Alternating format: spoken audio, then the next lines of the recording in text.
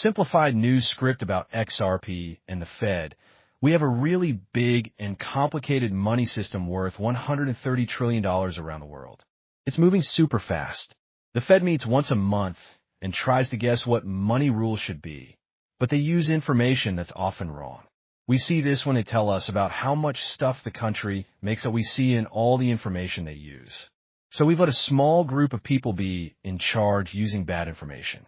So I think we should ask if a small group of people should be making these big decisions when they're looking at wrong information that's a month old. The two things that change the fastest are the things they're worst at handling.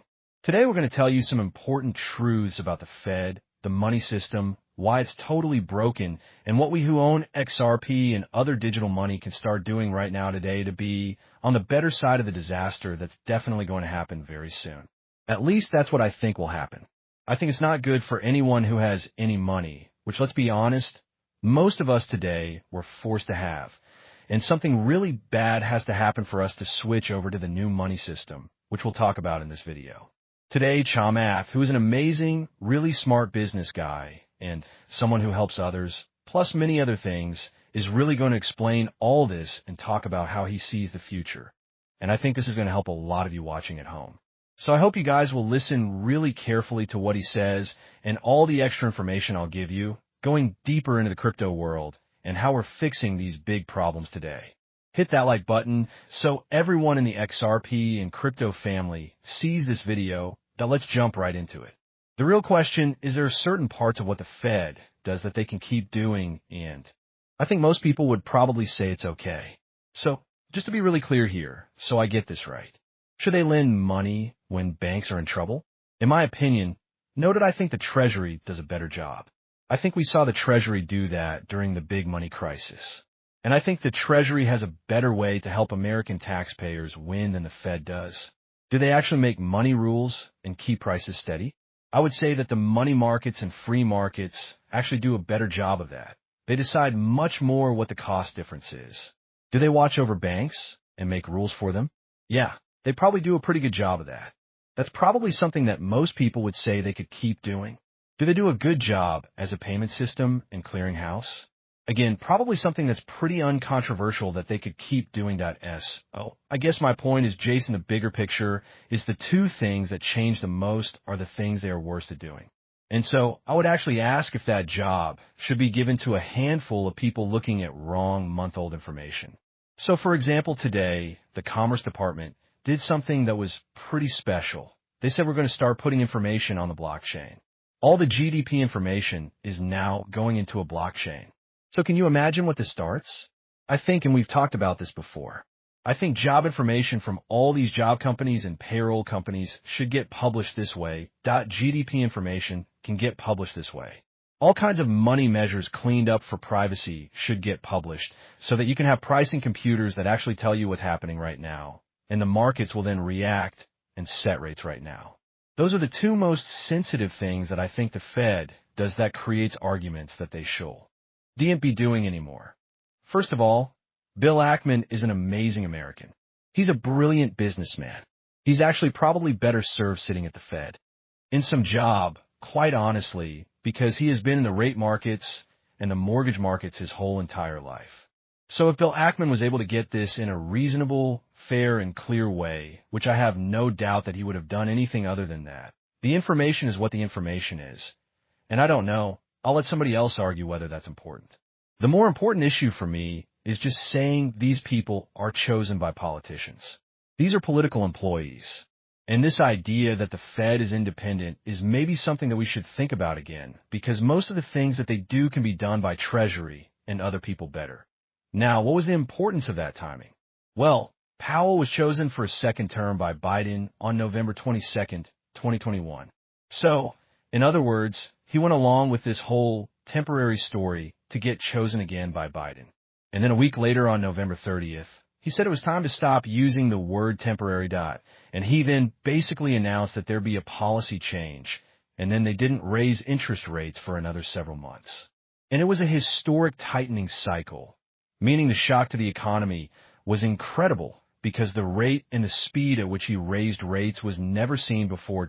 So the real question is, had he been honest going into a nomination process and done it much sooner, would the economy have been better off? And the answer is probably, yeah, for sure. Because in that second half of 2021, we had a bubble. We had an asset bubble.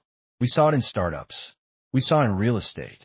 And that bubble was caused not just by artificially low rates, but also by the continued QE buying. I think Stan Druckenmiller has noted that the Fed, I think they bought something like 180 billion of government bonds and added them to the Fed's balance sheet. So not only were they fighting rate increases during that roughly 6-month period, they were continuing a QE policy designed to help the economy. What should the Fed do that is valuable today? In meaning, when it was created, I could understand how the government moved faster than industry. I think I can give that claim. We could all read it and realize what was happening to the economy, which was like, okay, it's time to find a smooth path. But meaning a smooth path means 25-25, wait, 25 not 50, then 0. Okay. That's not a plan. So basically what Chamath and David Sachs are saying here, which I completely agree with, is that the Fed has been doing a terrible job. I mean, let's be honest. They're using false documents and information to make decisions on the economy. And frankly speaking, I think most of us can agree we don't even want the Fed to have this power to begin with. That it doesn't make any sense for someone we didn't vote for to be doing something that completely controls how good the economy is. Why wouldn't the Fed be a public office that we can vote on? I mean, it's very clear to me what the reason why it was created this way is so that certain rich people with specific interests can put who they want into this private organization. They'll pay them nice money secretly through lobbyists or put them on the board of their company once they retire from the federal. And because of that, they get insider information on every little thing that the Fed's going to do, which is going to hugely affect the price of all assets, real estate, stocks, the value of the US dollar, the world reserve currency. IT is unlimited power for whoever is basically influencing the Fed's decisions. And they can do things that are completely against the best interest of the average working class American or people across the entire world because everyone's using US dollars to extent, and they can do whatever's in their own best interest. And these people have been making trillions of dollars between all the different hedge funds and institutions who are dipping their little toes into this little honeypot here. And so I think that the real message here is people are getting fed up with the federal. They want a different system. They want a money framework that's better for the people. And yes, the Treasury and other institutions like that work for the government, and are not some separate entity like the federal. They could do those jobs. They have the tools to do it. And as Chamath was also saying, blockchain is increasingly being used in government for this reason. The transparency that regular investors need is on a blockchain. And if everything that the government does is on blockchain and all the information that's reported is on blockchain, there's going to be no information, which is false, being used to make these sort of economic decisions as long as they're done correctly. And so I think this is a huge part as to where money is headed in the future. And this is massive for XRP and Bitcoin and Ethereum and every other cryptocurrency that we're headed in this direction. People are finally starting to wake up. They're thinking, yeah, it's time to get rid of the federal. We need a better system, and that system is crypto. Now, speaking of that, Chamath is going to give us a little bit more insight here, which I think is going to be extremely valuable to you guys. Let's hear what else he has to say. Very important stuff here for the election. She says that we're writing to ask the Fed to cut the Fed funds rate. And she says, for months, we've been calling on you to cut the Fed funds rate. And it says, in fact, it may be too late. Your delays are threatening the economy and left the Fed behind the curve.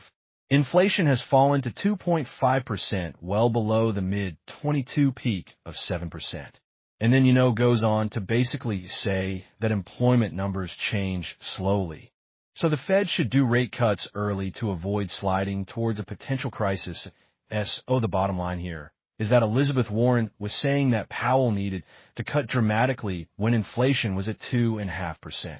Now, Elizabeth Warren is saying that Powell needs to stand up to Trump and not cut rates. So you can see the hypocrisy here.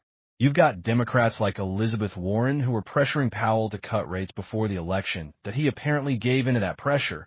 cut rates 50 basis points, and then once Trump won instead of Kamala, then he stopped the rate-cutting cycle. You talked about this, and what you said was the markets reacted and they went down. You're absolutely right. But you know what they did?